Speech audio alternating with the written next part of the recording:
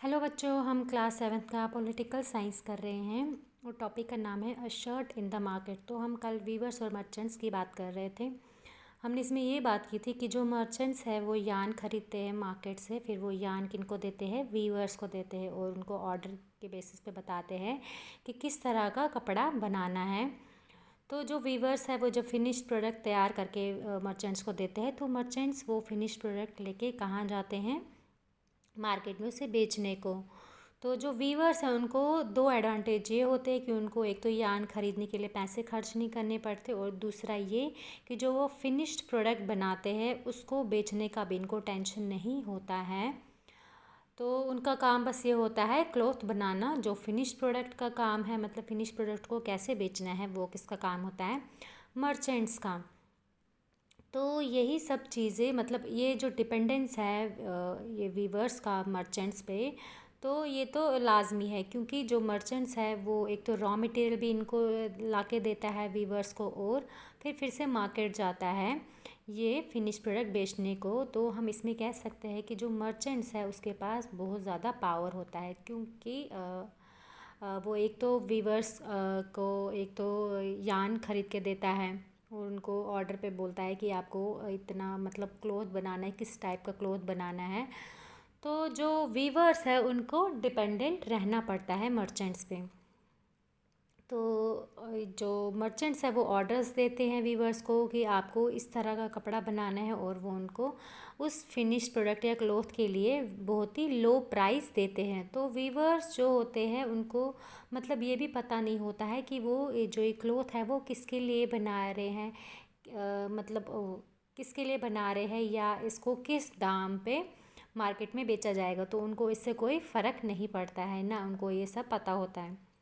तो cloth market में क्या होता है, जो मर्चेंट्स होते हैं वो क्लॉथ को किसको बेच देते हैं, गारमेंट फैक्ट्रीज़ को बेच देते हैं। फिनिश प्रोडक्ट जो बन के तैयार हो जाता है, जो मर्चेंट्स किसको बेचते हैं, गारमेंट फैक्ट्रीज़ में बेच देते हैं। तो इसी तरीके से जो मार्केट होता है वो किसके फेवर में काम करता है, मर्चेंट्स के फेवर में काम करता है। तो अब जो वीवर्स होते हैं वो क्या करते हैं, अपनी सारी सेविंग्स इन्वेस्ट कर देते हैं, या कभी कभार वो पैसे बोरो करते हैं। और बोरो अगर करते हैं पैसे, तो हाई इंटरेस्ट रेट पे बोरो करना पड़ता है उनको, ताकि वो क्या कर सके, लूम्स खरीद सके। लूम्स पे ही यान मतलब कपड़ा बनाया जाता है। तो जो लूम होता है उसका एक लूम का कॉस्ट कितना होता है, लगभग 20,000 होता है। तो आप जो कोई स्मॉल वीवर होगा, तो अगर उसको 2 लूम ख़रीदने हैं तो मतलब उसको कितने इन्वेस्ट करने हैं, 40,000 रुपीज़ उसको इन्वेस्ट करने हैं 2 लूम ख़रीदने के लिए। तो जो इन लूम्स पे जो काम होता है वो अकेले भी नहीं कर सकते हैं वीवर्स। तो उनकी हेल्प कौन करते हैं, उनकी फैमिली के जो बाकी एडल्ट मेंबर होते हैं वो उनकी हेल्प करते हैं। तो ये जो वीवर्स है और जो बाकी मेंबर्स उनकी फैमिली के, वो लगभग 12 घंटे दिन के लगाते हैं इस क्लॉथ पे, मतलब क्लॉथ प्रोड्यूस करने के लिए लगभग 12 घंटे लगा देते हैं। तो वो इतना काम करते हैं, उसका इनको कितना मिलता है, लगभग 3500 पर मंथ इनको मिलता है। अभी बात करते हैं पुटिंग आउट सिस्टम। तो इसमें क्या बोला है, जो अरेंजमेंट होता है मर्चेंट और वीवर्स में, जो अरेंजमेंट होता है वो किसका एग्जाम्पल है, पुटिंग आउट सिस्टम का। मतलब यहाँ पे क्या करता है, जो मर्चेंट होता है वो रॉ मटेरियल पहले मार्केट से ख़रीदता है। रॉ मटेरियल में क्या ख़रीदता है, यान यानी थ्रेड ख़रीदता है, और वो थ्रेड ख़रीद के किसको देता है, वीवर को।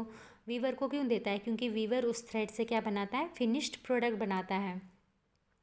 फिर जब फिनिश प्रोडक्ट बन जाता है तो वीवर वो फिनिश प्रोडक्ट किसको देता है, मर्चेंट को देता है। तो इसी को क्या बोलते हैं, जो ये चेन बन जाता है इसी को क्या बोलते हैं, पुटिंग आउट सिस्टम।